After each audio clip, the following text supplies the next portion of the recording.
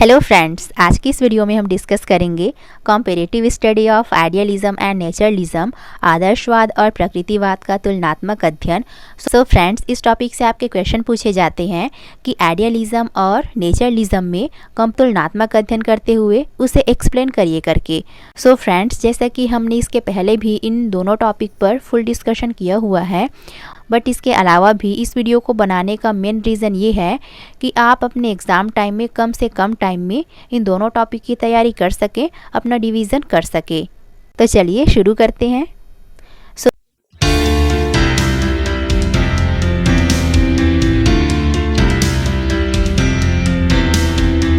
तो फ्रेंड्स, अगर आप इस चैनल पर पहली बार आए हैं तो इस चैनल को सब्सक्राइब कर लीजिए, क्योंकि इस चैनल पर मिलते हैं आपको बीएड और डीएड से रिलेटेड सभी टॉपिक्स पर फुल डिस्कशन वीडियो।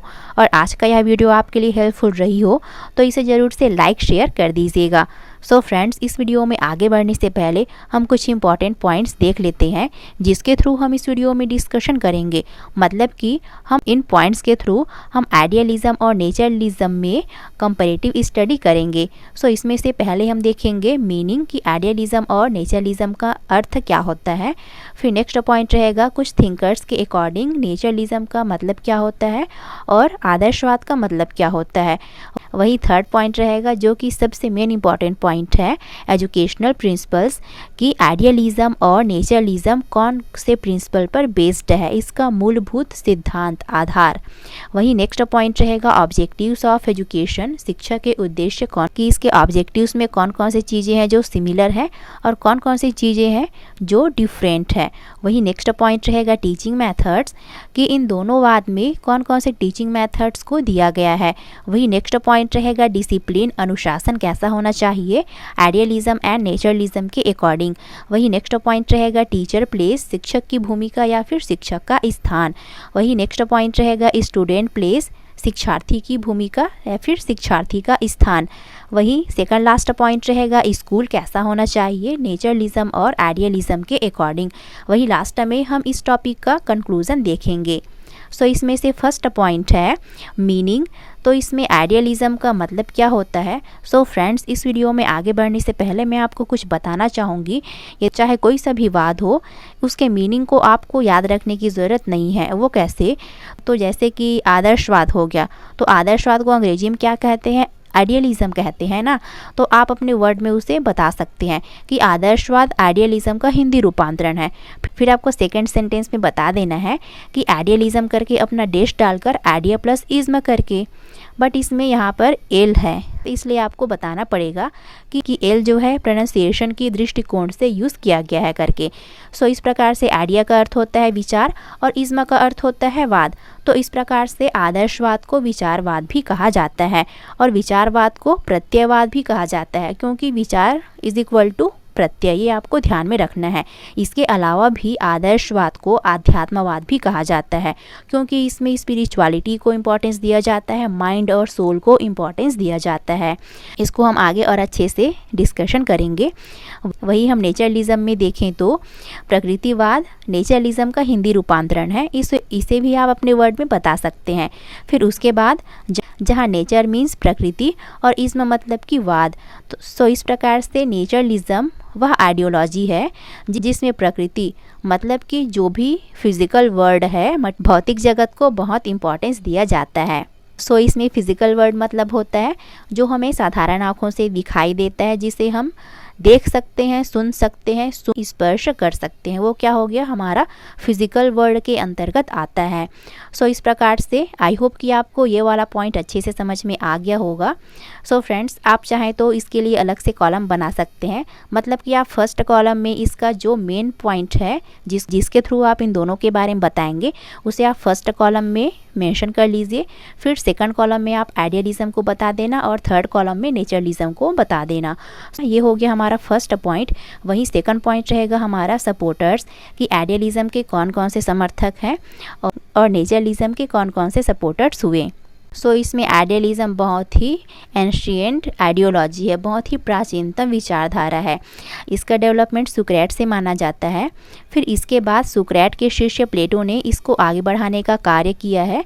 फिर इनके पश्चात कांट, फिक्टे, हीगल, डेकार्टे, इन लोगों ने इस विचारधारा को आगे बढ़ाने में अपनी महत्वपूर्ण भूमिका प्रदान किए हैं। इसके अलावा भी हम इंडियन फिलोसोफर में देखें तो स्वामी विवेकानंद जी, महात्मा गांधी जी इत्यादि आइडियलिज्म के सपोर्टर्स हुए हैं। वही हम नेचरलिज्म में देखें तो इनके समर्थकों में Aristotle, Herbert Spencer, Comte, Rabindranath Tagore ji, Hans Spencer, Huxley, Rousseau, Darwin इत्यादि इनके सपोर्टर्स हुए हैं। अब नेक्स्ट पॉइंट है डेफिनेशन, परिभाषा। सो इसमें J.S. रॉस के अकॉर्डिंग आइडियलिज्म की डेफिनेशन इस प्रकार से है: there are many and varied forms of idealistic philosophy, but the basic element of all is that mind and soul are the cause of production in the world and the real form is the mental form। कि आदर्शवाद के बहुत से दृष्टिकोण हैं, उनके अनेक रूप हैं, बट इन सब का जो बेसिक एलिमेंट है वो है माइंड और सोल। कि इसमें आदर्शवादी ऐसा मानते हैं कि इस संसार में उत्पादन का कारण मन तथा आत्मा है। मतलब कि इस संसार में जो भी कार्य होता है वो मन और आत्मा के द्वारा होता है करके, है ना। इसका एक बेस्ट एग्जाम्पल के तौर पर हम देखें तो जैसे कि आज स्वामी विवेकानंद जी आज इस संसार में नहीं हैं, बट उनके विचार क्या है आज भी इस संसार में विद्यमान है। इसलिए हमारे जो थॉट है, आइडियाज़ हैं, वो क्या है, इस संसार में एग्जिस्ट करती है, वो अजर अमर है। सो इस प्रकार से आइडियलिज्म यह मानता है कि वास्तविक स्वरूप मानसिक स्वरूप का है करके। सो इस प्रकार से आइडियलिज्म को, आदर्शवाद को मनवाद भी कहा जाता है। वही हम नेचरलिज्म में देखें तो according to Thomas and Lang, naturalism unlike idealism कि प्रकृतिवाद आदर्शवाद के विपरीत considers the mind as subject to matter and it believes that the ultimate power is physical not spiritual। मतलब जैसे कि हमारे सामने एप्पल रखा है, हमें उसे देखकर भूख लगती है, तो यहाँ पर एप्पल क्या हो गया, मटेरियल हो गया, मतलब कि फिजिकल वर्ल्ड के अंतर्गत आ गया। तो क्या है, भौतिक पदार्थ हो गया। तो इस पदार्थ के अंतर्गत ही क्या है, हमारा माइंड जो है कार्य करता है करके, मतलब कि इस पदार्थ के अधीन ही क्या है, हमारा माइंड है करके नेचरलिज्म ऐसा मानता है। और यह बिलीव करता है कि अंतिम सत्ता भौतिक है, आध्यात्मिक नहीं करके। मतलब कि इसमें स्पिरिचुअलिटी को सीधे से नकारा गया है कि जो कुछ भी अल्टीमेट पावर्स है वो फिजिकल है, वो प्रकृति है करके।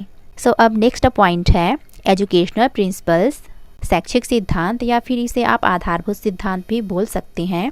सो इसमें आइडियलिज्म के अकॉर्डिंग फर्स्ट पॉइंट है कि इसमें मन या आत्मा की प्राथमिकता, प्रायोरिटी ऑफ माइंड और सोल। इस जैसा कि अभी जस्ट पहले हमने इस पर डिस्कशन किया कि इसमें आइडियलिज्म ऐसा मानता है कि मनुष्य का शरीर एक समय के पश्चात वह नष्ट हो जाता है करके, वो नाशवान है करके, बट हमारा मन और आत्मा क्या है, वो सदैव अजर अमर है करके। सो इस प्रकार से इसमें मन या फिर आत्मा को इम्पोर्टेंस दिया जाता है, प्राथमिकता दी जाती है।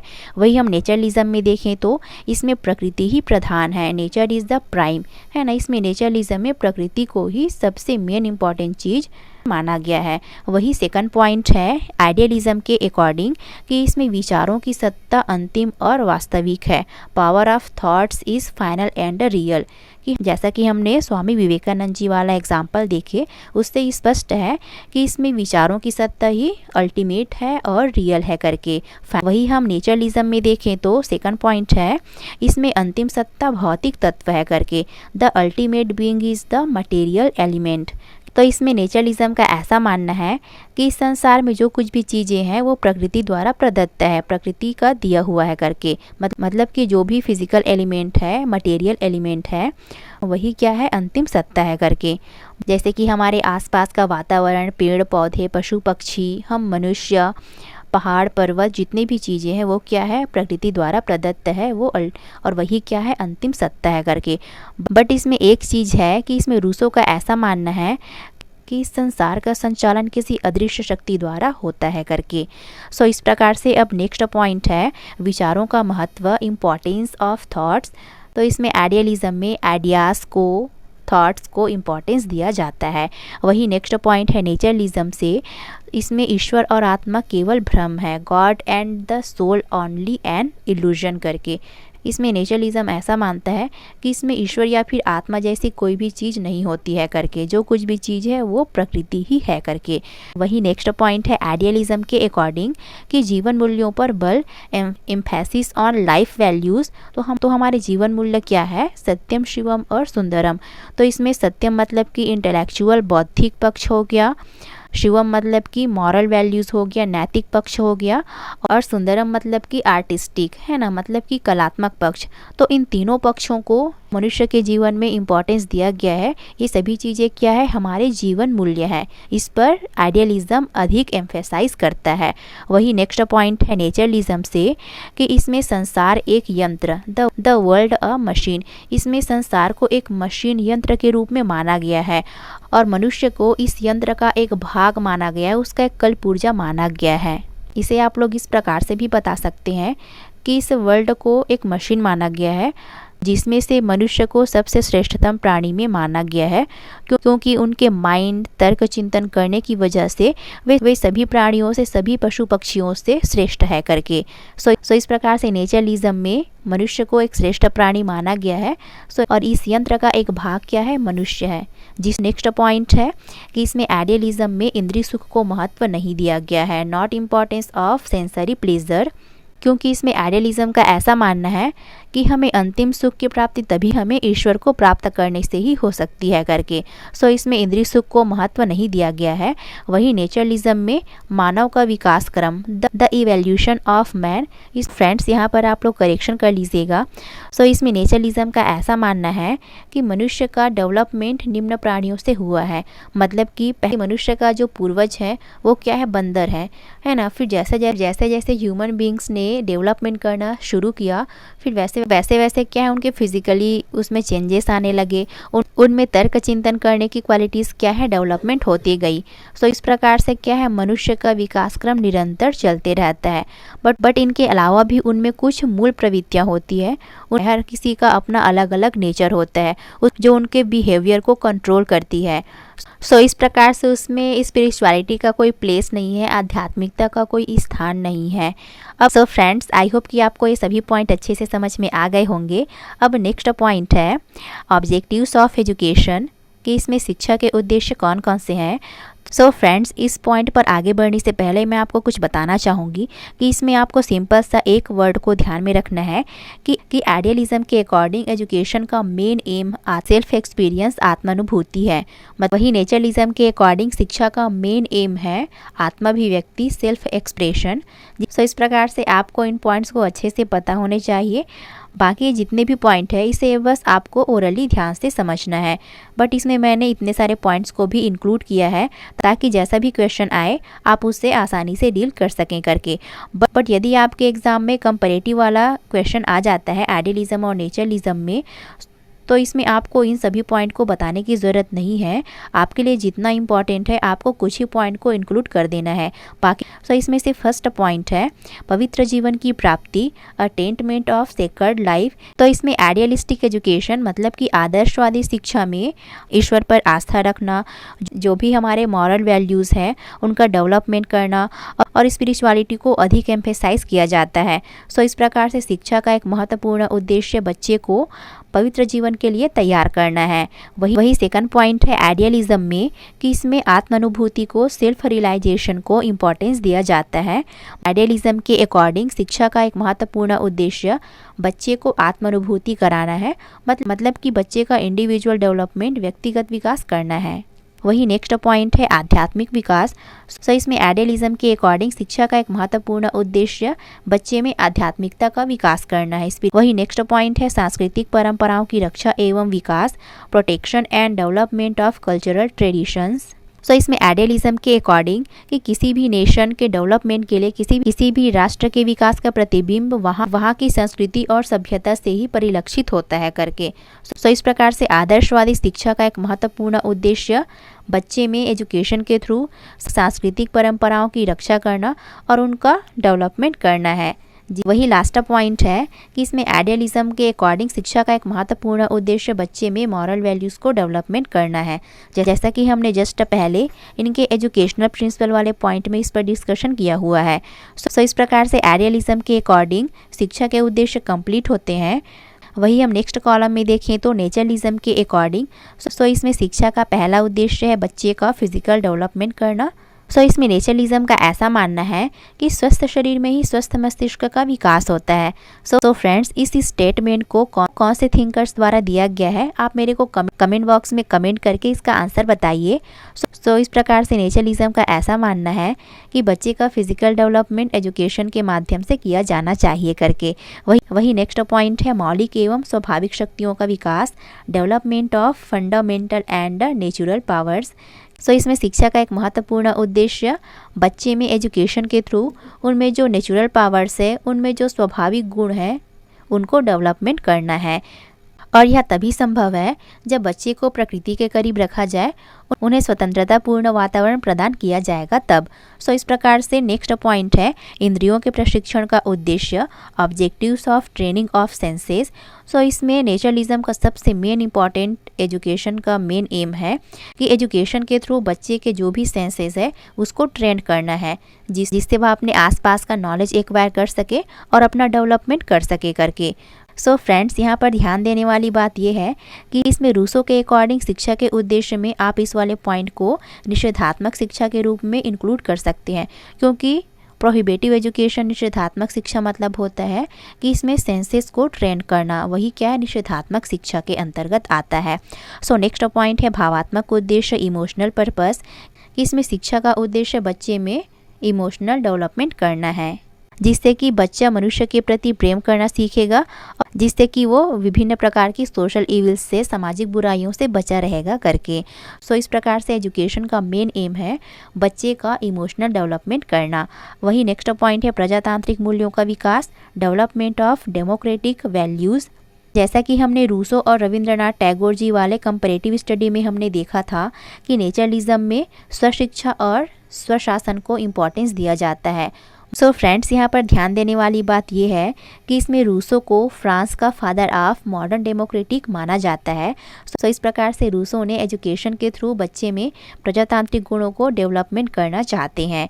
वही नेक्स्ट पॉइंट है स्वतंत्र व्यक्तित्व का निर्माण, बिल्ड इंडिपेंडेंट पर्सनालिटी। सो इसमें एजुकेशन का मेन एम बच्चे में स्वतंत्र व्यक्तित्व का निर्माण करना है, जिससे मतलब कि एजुकेशन के थ्रू बच्चे का आत्माभिव्यक्ति करना है, सेल्फ एक्सप्रेशन है ना करना है। उस वही नेक्स्ट पॉइंट है प्रकृति प्रेम की स्थापना, establishment of love of nature. जैसा कि इसमें प्रकृतिवाद में बच्चे को नेचर के करीब रखते हुए उसे उसके शिक्षा की व्यवस्था करने पर एम्फेसाइज किया जाता है, ताकि इसका मेन रीज़न यह है कि बच्चे में प्रकृति के प्रति प्रेम भावना उत्पन्न हो करके। सो इस प्रकार से शिक्षा का एक महत्वपूर्ण उद्देश्य बच्चे में प्रकृति प्रेम की स्थापना करना है। इसी तरह से आप इन दोनों पॉइंट्स को भी देख सकते हैं। अब नेक्स्ट पॉइंट है टीचिंग मेथड, शिक्षण विधि। सो फ्रेंड्स, यहाँ पर एक ट्रिक्स के रूप में मैं आपको यहाँ पर बताना चाहूँगी कि जैसा कि हमने इसके सपोर्टर्स वाले पॉइंट में देखा था, ये सारे थिंकर्स क्या है, सपोर्टर्स हैं। उनके अकॉर्डिंग ही इन लोगों ने कौन कौन से टीचिंग मेथड्स को दिए हैं इसको आपको बताना है। सो फर्स्ट पॉइंट है सुक्रेट। तो सुक्रेट ने वार्तालाप विधि दिया है, प्रश्नोत्तर विधि को दिया है जी। वही प्लेटो ने संवाद विधि, डायलेक्टिक मेथड्स को दिया है, ताकि बच्चा जो है आपस में संवाद करते हुए एक दूसरे के विचारों को जान सके, उनके विचारों का आदान प्रदान हो सके करके। वही नेक्स्ट पॉइंट है एरिस्टोटल ने आगमन निगमन विधि को, अराइवल इनकॉर्पोरेशन मेथड्स को दिया है। वही नेक्स्ट पॉइंट है हीगल ने तर्क विधि को दिया और हर्बर्ट स्पेंसर ने अनुदेशन विधि को, इंस्ट्रक्शन मेथड्स को दिया है। तो फ्रेंड्स, आपको इन पॉइंट्स को अच्छे से पता होने चाहिए, क्योंकि ये पॉइंट जो है आपके टीचिंग एग्जाम्स में पूछे जाते हैं। वही नेक्स्ट कॉलम में नेचरलिज्म के अकॉर्डिंग टीचिंग मेथड्स में लर्निंग बाय डूइंग को करके सीखने को इम्पोर्टेंस दिया गया है, लर्निंग बाय प्लेइंग खेल द्वारा सीखने को इम्पोर्टेंस दिया गया है ना, मॉन्टेसरी मेथड, जो कि मूल रूप से छोटे बच्चों को किस टाइप का एजुकेशन प्रोवाइड करना चाहिए इस पर बेस्ड है। वही नेक्स्ट पॉइंट है इंस्पेक्शन मेथड, निरीक्षण विधि, कि बच्चे का समय समय पर निरीक्षण करते रहना भी ज़रूरी है करके, कि वो चीज़ों को किस प्रकार से सीख रहा है, ऑब्जर्व कर रहा है करके। वही नेक्स्ट पॉइंट है सेल्फ एक्सपीरियंस मेथड, स्वानुभव विधि को नेचरलिज्म में इंपॉर्टेंस दिया गया है। वही नेक्स्ट पॉइंट है डाल्टन मेथड। वही लास्ट पॉइंट है अन्वेषण विधि, एक्सप्लोरेशन मेथड्स। सो इस प्रकार से आपको इन पॉइंट्स को ओरली ध्यान में रखना है। वही नेक्स्ट पॉइंट है डिसिप्लिन, तो अनुशासन कैसा होना चाहिए आइडियलिज्म और नेचरलिज्म के अकॉर्डिंग।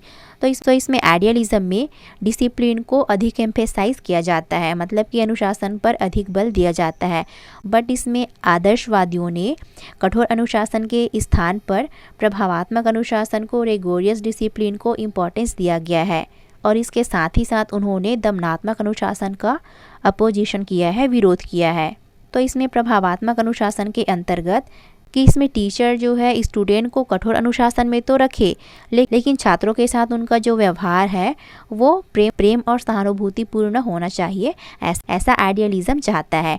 वही नेचरलिज्म के अकॉर्डिंग कि इसमें full independence to the child, बालक को पूर्ण स्वतंत्रता मिलनी चाहिए, उसे अपने अकॉर्डिंग चीज़ों को सीखने करने की पूर्ण स्वतंत्रता मिलनी चाहिए, ऐसा नेचरलिज्म का मानना है।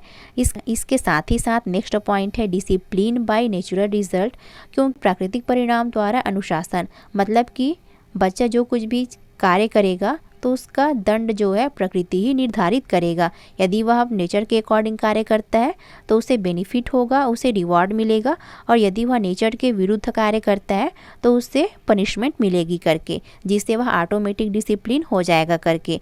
तो सो फ्रेंड्स, इस प्रकार से आई होप कि आपको ये पॉइंट अच्छे से समझ में आ गए होंगे। अब नेक्स्ट पॉइंट है टीचर प्लेस, शिक्षक की भूमिका। तो इसमें आइडियलिज्म में टीचर को इम्पोर्टेंट प्लेस, प्राइमरी प्लेस दिया गया है। वही नेचरलिज्म में टीचर पोजीशन इज़ इनसिग्निफिकेंट, मतलब कि इसमें टीचर का स्थान, प्लेस जो है नगण्य है, इसमें टीचर को इम्पोर्टेंस नहीं दिया गया है। और इसके साथ ही साथ आइडियलिज्म के अकॉर्डिंग कि इसमें टीचर को मेंटली और स्पिरिचुअली स्ट्रांग होना चाहिए, जिससे कि वह अपना एक आदर्श रूप प्रस्तुत कर सके और बच्चे उनका अनुकरण करते हुए अपना डेवलपमेंट कर सके करके। वहीं इसमें नेचरलिज्म के अकॉर्डिंग कि प्रकृति ही सर्वश्रेष्ठ शिक्षिका है, ऐसा नेचरलिज्म का मानना है। सो इस प्रकार से नेचरलिज्म में प्रकृति को ही सर्वश्रेष्ठ शिक्षिका माना गया है। अब नेक्स्ट पॉइंट है स्टूडेंट प्लेस, शिक्षार्थी की भूमिका। तो आइडियलिज्म में स्टूडेंट को सेकेंडरी प्लेस, द्वितीय स्थान दिया गया है, मतलब कि गौण स्थान भी बोलते हैं इसको, आपको ध्यान में रखना है। वही नेचरलिज्म में बच्चे को एजुकेशन प्रोसेस का सेंटर पॉइंट माना गया है। Full opportunity for independent development of the child, बालक के स्वतंत्र विकास का पूर्ण अवसर दिया जाना चाहिए, बच्चे को अपना डेवलपमेंट करने के लिए उन्हें पूर्ण स्वतंत्रता मिलनी चाहिए करके। नेक्स्ट पॉइंट है स्कूल। तो इसमें आइडियलिज्म के अकॉर्डिंग स्कूल कैसा होना चाहिए। तो इसमें the teacher should be the guide of the children, शिक्षक को बच्चों का मार्गदर्शक होना चाहिए। इसके अलावा भी student come into contact with ideal teachers in school and get the education of high ideals, कि बच्चा जब स्कूल में अपने आइडल टीचर के संपर्क में आता है और वह अपने उच्च आदर्शों को प्राप्त करता है करके। वही नेचरलिज्म के according nature's lab is the best school, कि प्रकृति की गोद ही सर्वश्रेष्ठ विद्यालय है, मतलब कि नेचरलिज्म में किसी भी प्रकार का सामाजिक विद्यालय को इम्पोर्टेंस नहीं दिया गया है, क्योंकि इसमें प्रकृति की गोद ही सर्वश्रेष्ठ विद्यालय है, ऐसा मानते हैं। वही नेक्स्ट पॉइंट है there should be a system of coeducation and self government, सह शिक्षा व स्वशासन की व्यवस्था हो। तो इसमें नेचरलिज्म ऐसा चाहता है कि बच्चे को एजुकेशन, मतलब कि गर्ल्स और बॉयज़ दोनों को समान रूप से एक साथ शिक्षा दी जानी चाहिए। इसके अलावा भी स्वशासन की व्यवस्था होनी चाहिए, मतलब कि इसमें गवर्नमेंट का, किसी भी बाह्य तत्व का किसी भी प्रकार का कोई भी नियंत्रण नहीं होता है। इसमें लोकतंत्र को इम्पोर्टेंस दिया जाता है। सो इस प्रकार से आई होप कि आपको ये पॉइंट भी अच्छे से समझ में आ गए होंगे। अब नेक्स्ट पॉइंट है क्वालिटीज़ ऑफ आइडियलिज्म एंड नेचरलिज्म, कि आदर्शवाद और प्रकृतिवाद के कौन कौन से क्वालिटीज़ हैं। सो इसमें से फर्स्ट पॉइंट है आइडियलिज्म में कि शिक्षण उद्देश्यों की व्याख्या, explanation of learning objectives, so friends, जैसा कि हमने वीडियो की स्टार्टिंग में डिस्कशन किया था कि आइडियलिज्म एक एंशिएंट आइडियोलॉजी है, मतलब कि प्राचीनतम विचारधारा है। सो इस प्रकार से आदर्शवाद में सबसे पहले जो भी एजुकेशनल ऑब्जेक्टिव्स है उसको निर्धारित किया गया और उसे एक्सप्लेन करके बताया गया। और इसके अलावा भी इन लर्निंग ऑब्जेक्टिव्स को बच्चों के सामने प्रस्तुत किया गया, मतलब कि उन्हें इन चीज़ों से अवगत कराया गया, जो कि इसका एक फर्स्ट क्वालिटीज़ हो जाता है। वही सेकंड पॉइंट है कि इसमें आइडियलिज्म में शाश्वत मूल्यों की स्थापना पर एम्फेसाइज किया गया है, मतलब कि एजुकेशन के थ्रू बच्चे का स्पिरिचुअल, इंटेलेक्चुअल, मॉरल और आर्टिस्टिक इन सभी पक्षों के डेवलपमेंट पर एम्फेसाइज किया गया है, जो कि इसका एक मेन क्वालिटीज़ हो जाता है। वही नेक्स्ट पॉइंट है शिक्षक को प्रमुख स्थान, प्रोमिनेंट पोजीशन टू टीचर। तो आइडियलिज्म में टीचर को इम्पोर्टेंट प्लेस दिया गया है, क्योंकि उनके अकॉर्डिंग टीचर जब उच्च आदर्शों वाला होगा तो बच्चे अपने टीचर का अनुकरण करते हुए वह अपने उच्च आदर्शों को प्राप्त करेगा, वह अपने आदर्शों का निर्माण करेगा करके। सो इस प्रकार से इसमें टीचर को इम्पोर्टेंट प्लेस दिया गया है। वही नेक्स्ट पॉइंट है विद्यालय की आवश्यकता, स्कूल रिक्वायरमेंट। तो आइडियलिज्म में स्कूल को वेरी नेसेसरी, बहुत ही आवश्यक माना गया है, क्योंकि इनके अकॉर्डिंग स्कूल ही ऐसी जगह है जहां बच्चा अपना ऑलराउंड डेवलपमेंट कर सकता है करके, और उसे उचित माहौल, सुनियोजित वातावरण प्राप्त होता है करके। सो इसमें स्कूल को आवश्यक माना गया है, जो कि इसका एक मेन क्वालिटीज़ हो जाता है। वही नेक्स्ट पॉइंट है नैतिक गुणों के विकास पर बल, emphasise on development of moral, कि आइडियलिज्म में बच्चे के नैतिक गुणों के विकास पर अधिक बल दिया जाता है। अब नेक्स्ट कॉलम में हम देखें तो नेचरलिज्म की क्वालिटीज़ क्या कौन कौन से हैं। सो इसमें से फर्स्ट क्वालिटीज़ है कि चाइल्ड सेंटर्ड एजुकेशन, बाल केंद्रित शिक्षा। तो नेचरलिज्म में बालक केंद्रित शिक्षा को इम्पॉर्टेंट प्लेस दिया गया है, मतलब कि बच्चे के जो भी मूल प्रवृत्तियां हैं उनमें उसका जो भी बेसिक नेचर है उनको ध्यान में रखते हुए शिक्षण प्रक्रिया को दिया जाना चाहिए करके। सो इस प्रकार से इसमें चाइल्ड सेंटर्ड एजुकेशन को इम्पोर्टेंट दिया गया है, जो कि इसका एक मेन क्वालिटीज़ हो जाता है। सेकंड क्वालिटीज़ है फॉलोइंग नेचर, प्रकृति का अनुसरण। तो इसमें नेचरलिज्म का एक सबसे मेन क्वालिटीज़ हो जाता है कि बच्चे में प्रकृति प्रेम की भावना को डेवलपमेंट करना है, क्योंकि इसमें नेचरलिज्म का ऐसा मानना है कि बच्चे का नेचुरल डेवलपमेंट, उसका स्वाभाविक विकास तभी हो सकता है जबकि वह प्रकृति का अनुसरण करेगा। सो इस प्रकार से नेचरलिज्म का एक मेन क्वालिटीज़ हो जाता है प्रकृति का अनुसरण करना। वही नेक्स्ट पॉइंट है अपोजिंग बुक नॉलेज, पुस्तकीय ज्ञान का विरोध। तो इसमें नेचरलिज्म बुकिकल नॉलेज को अननेसेसरी मानता है, अनावश्यक मानते हैं, क्योंकि इस टाइम में एजुकेशन का जो बेस है वो लर्निंग बाय डूइंग, ऑब्जर्वेशन और सेल्फ एक्सपीरियंस करके होना चाहिए, मतलब कि करके सीखना, निरीक्षण करना और अपने अनुभवों के बेसिस पर सीखना होना चाहिए करके। सो इस प्रकार से नेचरलिज्म में बुकिकल नॉलेज का विरोध किया गया है। वही नेक्स्ट पॉइंट है प्रोहिबिटिव एजुकेशन, निषेधात्मक शिक्षा, जो कि इसका एक मेन क्वालिटीज़ हो जाता है। सो फ्रेंड, जैसे कि हमने स्टार्टिंग में इस पर डिस्कशन कर लिया है, इसलिए हम इसे यहाँ पर एक्सप्लेन नहीं करेंगे। वही नेक्स्ट पॉइंट है emphasise on training of the sense, इंद्रिय प्रशिक्षण पर बल। सो फ्रेंड, जैसा कि नेचरलिज्म यह मानता है कि ज्ञानेंद्रियाँ ही ज्ञान के द्वार है, कि बालक अथवा व्यक्ति अपने सेंसेस के थ्रू ही वह नॉलेज गेन कर सकता है करके, क्योंकि हमारे जो भी सेंसेस हैं, हमारे आँख, नाक, कान, जिह्वा, त्वचा, इसके थ्रू ही हम नॉलेज एक्वायर करते हैं, है ना। सो इस प्रकार से नेचरलिज्म का एक मेन क्वालिटीज़ हो जाता है इंद्रिय प्रशिक्षण पर बल। वही लास्ट पॉइंट है फ्रीडम ऑफ चाइल्ड, बालक की स्वतंत्रता। तो इसमें नेचरलिज्म में बालक को पूर्ण स्वतंत्रता देने पर एम्फेसाइज किया जाता है, ताकि बच्चे में जो भी नेचुरल क्वालिटीज़ है उसके अकॉर्डिंग वह अपना डेवलपमेंट कर सके करके। सो फ्रेंड्स, आई होप कि आपको ये सभी पॉइंट अच्छे से समझ में आ गए होंगे। सो इस प्रकार से इनका कंक्लूजन ये निकलता है कि आइडियलिज्म में जहाँ माइंड और सोल को इम्पोर्टेंस दिया जाता है, वही नेचरलिज्म में नेचर को इम्पोर्टेंस दिया जाता है। आइडियलिज्म में जहाँ आत्मानुभूति, सेल्फ एक्सपीरियंस को इम्पोर्टेंस दिया गया है, वही नेचरलिज्म में आत्माभिव्यक्ति को इम्पोर्टेंस दिया जाता है।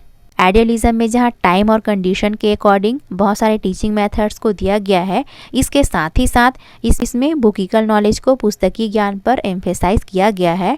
वही नेचरलिज्म में बुकिकल नॉलेज को अपोजिंग, मतलब कि पुस्तकीय ज्ञान का विरोध किया गया है। सो इस प्रकार से हम यह कह सकते हैं कि नेचरलिज्म आइडियलिज्म के विरोध के फलस्वरूप विकसित हुआ है। सो फ्रेंड्स, आई होप कि आपको ये सभी पॉइंट अच्छे से समझ में आ गए होंगे और आपके लिए काफ़ी हेल्पफुल रही होगी। अगर वीडियो अच्छा लगे तो फिर इसे ज़रूर से लाइक शेयर कर दीजिएगा। और इसका PDF आपको टेलीग्राम चैनल B.Ed मंत्रास पर मिल जाएगा, सो इसे आप वहाँ जाकर ज्वाइन कर सकते हैं।